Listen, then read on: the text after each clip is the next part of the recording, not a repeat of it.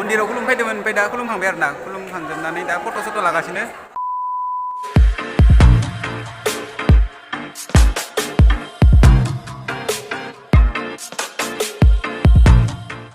Hello guys, welcome back to my YouTube channel. आंनि बे गेरेमसा दैमारि चेनेलाव नोंसोरखौ गासैखौबो बरायहरनाय थाबाय।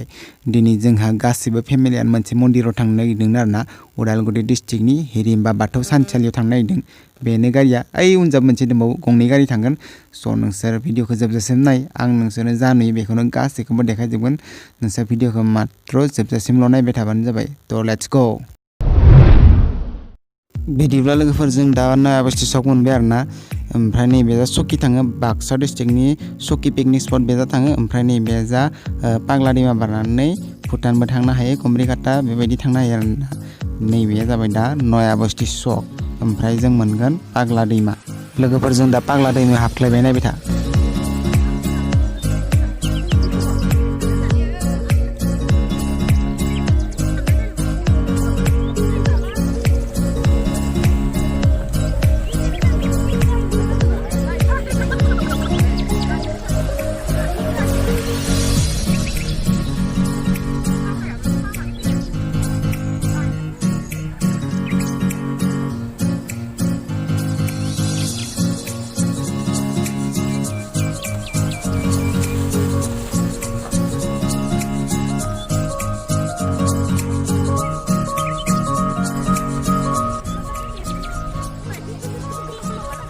लोगोफोरा आंनि उनाव दं मादै जोंहानि मादै नैयो ओमफ्राय नैबे जा आबै दं आबै लोगोफोरजों दा फैयै फैनानै कुमरिकाटा टाउन मोनबाय नैबे जा थाङो भुटान बे जा साहाथिं भुटान ओमफ्राय नैबे जा तामुलपुर मोनहैयो बे जा तामुलपुर जों दा तामुलपुर लागै थांगोन आरो नायबाय था लोगोफोरजों दा आरो तामुलपुर मोनफैलायबाय आरो तामुलपुरनि टाउनखौ नायलायदो दिनै तामुलपुर बाजार दं माने बहुत मानसि जादों लामायाव बेखायनो बहुत भिर जादों माने बहुत मानसि फैखायो माने तामुलपुर बाजाराव गिदिर जायो नालाय बाजाराबो एसे बेखायनो बहुत मानसि लामायाव नैबेथिं राइट साइडथिं थांबाथाय रङिया मोनहैगोन बाट जों रङिया थाङा नैबे जा सिद्दासो थांगोन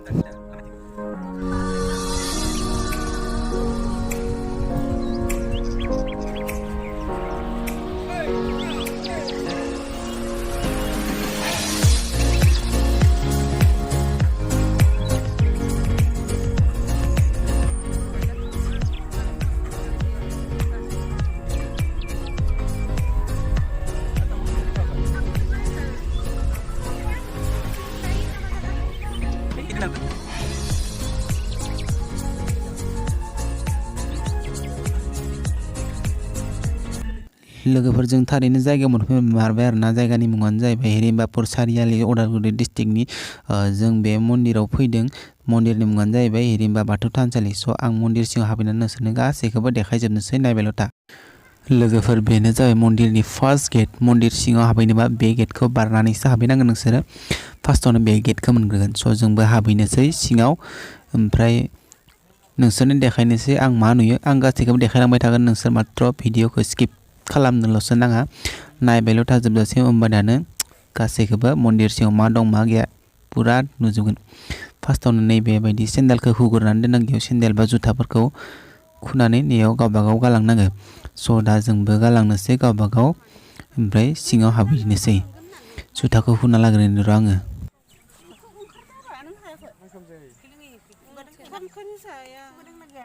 लोगोफोर आरो नैबे गेट मोनसे मोनलायबाय बे गेटआ सेकेन्ड गेट जागोन बे सेकेन्ड गेटखौ बारनानैसो माने मन्दिरखौ आरो मोनगोन सिङाव भितराव दङ बेखौ जों बारनानै थांनोसै आरोना गासिबो जोंनिया गासिबो सेन्देल खुनानै फैजोब्बाय फैनानै दा नै थांगासिनो मानसिफोरा फट' लासिदों बहुत मानसि फैदों माने दिनै बहुत मानसि फैदों माने जोंनि बर'ल' नङा गुबुन गुबुन हारिनि मानसि फैसै नै मन्दिरा नैबेसो आसोल मन्दिरा नै मानसिफोरा फट' लागासिनो बे जासो जों दा मन्दिराव हाबग्रोआ नैबे जों आथिं आखाइ सुनो थाखाय थांग्रोगोन आरोना बै दा दंखल मोनसे दोङो स' बेयाव आथिं आखाइ सुग्रोनानैसो जों मन्दिराव हाबगोन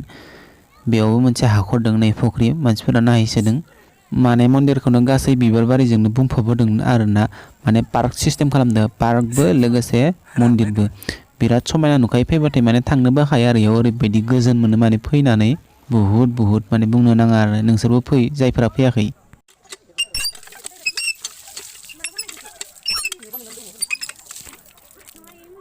दंखलाव आथिं आखाइ सुखांनानै एबार मन्दिर सिङाव हाबैनोसै नै बेनो आरोना मन्दिरा बेयाव सिङाव हाबैनोसै वाव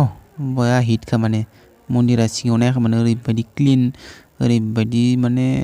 बुंनो ना ओरैबायदि माने मोजां नुखादो माने मोजां मोनदो गासिबो टाइल्स लगायजोबनाय गोजा नै ओरैबायदि साफा माने मोनसेबो एख' जाबोर गारनाय गैया मा गैया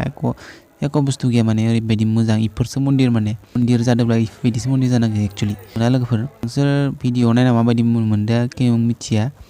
आं खिन्थु आंनि मेगनदो आं दा पुरा आं मोनबाय थादों दा माने बुंनो हाया नोंसोरनो बुजायनो हाया ओरैबायदि माने मोजां मोनदो नायनानै ला लोगोफोर आं नोंसोरनो देखायनि मोजाङै खनसे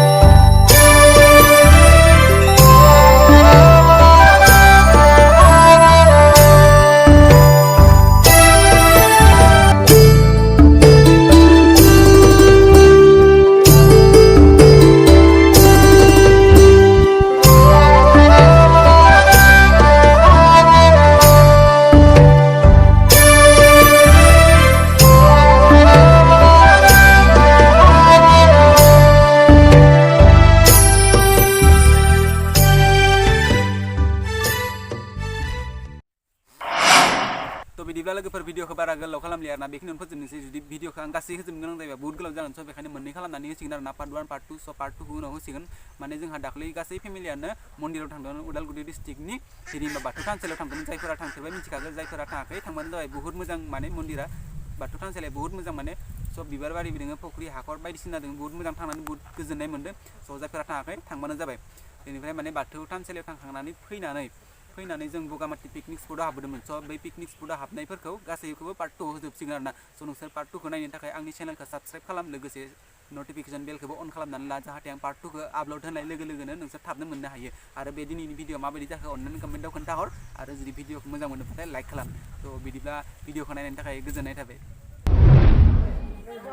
जों माने गासैबो खुलुमखांजोबनानै एबार फट' लानायदो जमानो फेमिलि फट' माने ग्रुप फट' आरो लानायदो खुलुमखांजोब्बाय खुलुमखांनानै नै दा लानायदो पजिसन लागासिनो मानसिफोरा लानोसै आंबो थांहैनोसै लिंहरबाय आंखौ जों दा खुलुमखांबायबो फट'बो लाखांबाय ओमफ्राय थांसै नैबे बाथौ नै बाहेराव दोङो ओमफ्राय ओइ भितरावबो मन्दिराव सिङाव खुलुमखांबाय नैबे बाहेरनि बाथौखौबो खुलुमखांबाय स' जों दा आरो नै मन्दिर सिंथिंनो ओंखारलांनोसै आरोना मन्दिर सिङाव फट' लानाय जायाखै आरो लाबोबावनोसै मोननैसो फट' ओमफ्राय ओंखारलांसै बाहेराव नायबाय था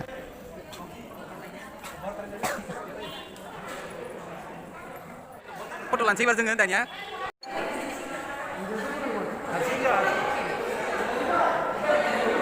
मन्दिराव खुलुमफैदोंमोन ओमफ्राय दा खुलुमखांबाय आरोना खुलुमखांजोबनानै दा फट' सट' लागासिनो मानसिफोरा नै फेमिलिफोरा जोंहानि गावबागाव फट' लागासिनो स' आंबो लायनोसै नायबाय था नोंसोरो बिदिब्ला लोगोफोर भिडिअआ बेखिनियानो जासिगोन आरोना भिडिअआ आद्रा थाबाय आरो आद्रा थानायखौ पार्ट 2 आव होसिगोन स' पार्ट 2 खौ नायनो थाखाय नोंसोर अननानै